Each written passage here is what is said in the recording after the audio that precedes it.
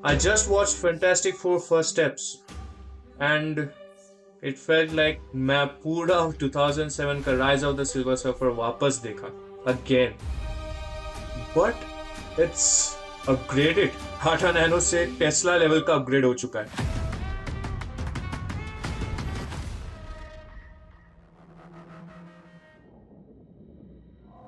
Spoiler section is chapter 2, so relax. Spoiler free part यहाँ तक अभी के लिए safe है.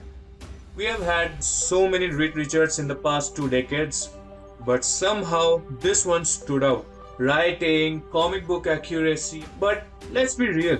2007 का Fantastic Four still has my heart. वो दोनों movies अभी भी मेरे को पसंद है. Even though they are so wrong, I still love them. But after that, 2025 का cast, they proved themselves better. Acting wise अगर बोलूँ तो Pedro Pascal as Reed Richards is 8 out of 10. Initially, I wasn't sold. Casting में doubt था just because he didn't look like Reed. He is a great actor. मेरे को acting में हल्का सा भी doubt नहीं था, but he didn't feel like Reed Richards. But भाई साहब, he proved me wrong. The best iteration of Reed Richards. Reed finally felt like the world's smartest man. बस rubber guy 2.0 नहीं लग रहा वो. Still, I missed Ian Crawford's classic nerdy vibe, but he needed better writing. He just looked like Reed. अगर अच्छा writing मिलता तो probably he would have been the best one. Nevertheless, Pedro Pascal killed it. Vanessa Kirby as Sue Storm, 9 out of 10. Finally a Sue Storm जो सिर्फ Invisible Hot Girl नहीं है. Beauty plus brains and probably the best on-screen Sue Storm we have ever had. हाँ, Jessica Alba was great, but हम सबको पता है studio ने कैसे उसको यूज किया था just for an eye candy. But Vanessa, she is smart, powerful, emotionally grounding. बस एक रीड की साइड किक जैसी नहीं है. She is actually the heart of this movie. Joseph Quinn as Johnny Storm, 8 out of 10. This ain't your goofy Johnny Storm flame on dude anymore. Quinn का Johnny Storm actually felt like a scientist. He is funny. मतलब वही मेरे को ज्यादा पसंद आया. He is still that Johnny Storm we know, but he is much smarter now. He felt like he actually belonged on the space expedition. बस Sue Storm का भाई है इसलिए आ गया नहीं. जबकि क्रिस इवेंस के केस में जॉनी का वाइब तो अलग ही था, like full time लौंडियाबाजी और part time superhero. He didn't feel like a scientist. Yvonne Moss Backrack as Ben Grimm, 8 out of 10. Solid, dependable. मतलब literally rock solid. I liked him. In fact, मैं अगर सच बोलूं तो both of the thing were great.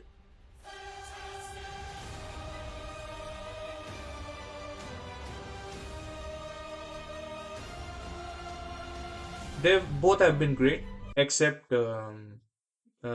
you know who. Okay, okay. ये तो बोलना ही पड़ेगा. Galactus was scary. Ralph Ineson's voice terrifying. वो giant smoky cloud से तो कहीं ज्यादा threatening. और कितना सही डिजाइन किया था Galactus का. I really enjoyed the design. इतना अच्छा लग रहा था वो देखने में. And Julia Garner as Shala Bal, our new Silver Surfer, beautifully done. Her intro speech, it had a mix of threat and guilt. उसका speech में how she says that herald your beginning. Sorry, क्या? I herald your end. I herald Galactus. Pure threat feel होता है. Still, a hesitation in her expression and her voice. वो बोल रही थी, उसमें guilt भी दिख रहा है कि more innocent lives are at stake again. अब देखो आगे जाके अब spoiler section आने वाला है. Why this version is much better than the 2007's version? पहली बात, Silver Surfer. पुराना वाला सिल्वर सर्फर पिछले वाला भी बहुत अच्छा था. He had aura, obviously. बहुत अच्छे तरीके से उसने भी अपना कैरेक्टर पोर्ट्रे किया था. Issue was he didn't feel like he was serving the cloudy Galactus. मतलब लास्ट तक तो उसने खुद के पावर से पूरा मार दिया उसको. वो उससे इंफीरियर फील नहीं हो रहा था. बट इसमें she was conflicted कि गैलेक्टस को एक बच्चा चाहिए. फ्रैंकलिन रिचर्ड्स चाहिए था उन लोगों को. वो उसको बोलने भी गई थी and she clearly saw her position there. तो that was pretty well done and actually felt like a servant to the Galactus. Real Galactus, not the cloudy one. वो एक और बड़ा डिफरेंस है इन द बोथ मूवीज. इस वाले पे Galactus इतना स्ट्रॉन्ग था, पिछले वाले पे तो भाई सिल्वर सर्फर ने उसको गुड बाय बुलवा दिया था, बट इसमें Sue had to sacrifice her life just to push Galactus into the portal. बस उसको पोर्टल के अंदर भेजने के लिए सू ने खुद की जान दे दी। उसमें भी गैलेक्टस हारा नहीं था, इसमें भी Silver Surfer joined in like the previous one and save the day. And इसमें actually stakes felt higher, like the world could end, क्योंकि Fantastic Four could have been defeated, वो फील हुआ, which is why I love this movie even more. और Galactus का ये जो side plan था, like except for devouring earth, मतलब उसका बेबी को ले जाने का, I actually like that side plot point. वो और थोड़ा डेप्थ या फिर और थोड़ा इंटरेस्ट जागता है rather than the previous one, इसलिए ये पॉइंट पे भी this is better। and Ben Grimm, उसका इस मूवी में finally we get to see that he is a top tier pilot। पिछले 3 मूवीज में हमें ये वाला एंगल कभी अच्छे से एक्सप्लोर हुआ ही नहीं, we just hear it। इसमें हमें दिखाया गया कि he is such a good pilot। वो चेस सीक्वेंस में स्पेसशिप को यूज करके जैसे उसने पूरा एस्केप किया था शालाबाल के वहां से, गैलेक्टस के वो शिप से, और ब्लैक होल के सामने से जैसे वो उड़ा के लेके गया था, I freaking loved it। फिर अगर मूवी की बात करें एज अ होल, तो story is 8 out of 10। Simple, clean, और अगर सच बोलूं तो इतना अच्छे तरीके से लिखा है कि even if you don't know anything about anyone, तुम्हें फैंटास्टिक फोर नहीं पता, तुम्हें मार्वल का वर्ल्ड नहीं पता, कुछ नहीं पता, you can still go and have a good time.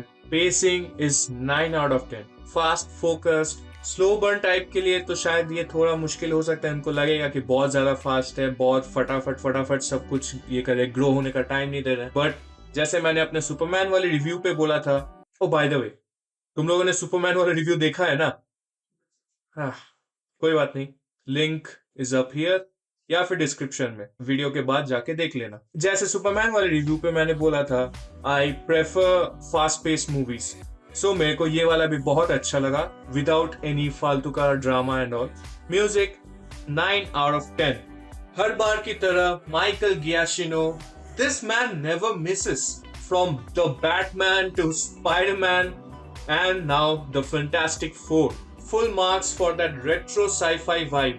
पहले तो आई वाज थोड़ा सा स्केप्टिकल कि वो वैसे साथ में वो फैंटास्टिक फोर बोल के जो थीम है, मैं पहले थोड़ा स्केप्टिकल था, but when I heard it in the movie, मेरे को बहुत सही लगा। Visuals, retrofuturism was beautifully executed, that makes it 8 out of 10।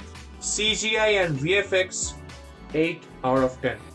Loved the space chase scene, especially black hole वाला, वो तो भाई बहुत अनएक्सपेक्टेड था। I didn't expect ऐसा विजुअल ये मूवी से। मेरे को लगा कि बस स्पेस का सीन्स होगा एंड कुछ इतना अच्छे तरीके से ब्लैक होल का सीन होगा, like I enjoyed it। But हाँ, एक चीज मेरा कंप्लेन था कि द थिंग का एनिमेशन या CGI या तो डिटेल्स मेरे को कभी कभी थोड़ा सा इनकंसिस्टेंट फील हुआ, और 1-2 सीन्स में तो मेरे को पर्सपेक्टिव का भी इशू फील हुआ, like he felt a bit small. Thing is suppose to feel big compare to all others, उस हिसाब से मेरे को थोड़ा issue लगा, but it's not a very big deal compared to the other aspects। And final verdict for the movie is 8 out of 10। This is the Fantastic Four movie we have been waiting for। All the Fantastic Four fans, go and watch this movie। This is loyal to the comics, packed with smart writing, and finally giving each character the justice they deserve। I had very low expectations from this movie, but they proved me so wrong। I enjoyed it। Superman का reboot ने तो एक hope दिया था, and Fantastic Four just gave us the solid foundation। Superhero genre is still alive। जो पिछले Marvel movies में थोड़ा सा ऐसे वीक होते हुए दिख रहा था, these 2 movies proved them wrong। They just need the right writers। 2025 के cinematic reboots seem to be doing pretty good, क्योंकि मेरा चैनल भी तो रिसेंटली रिवाइव हुआ था।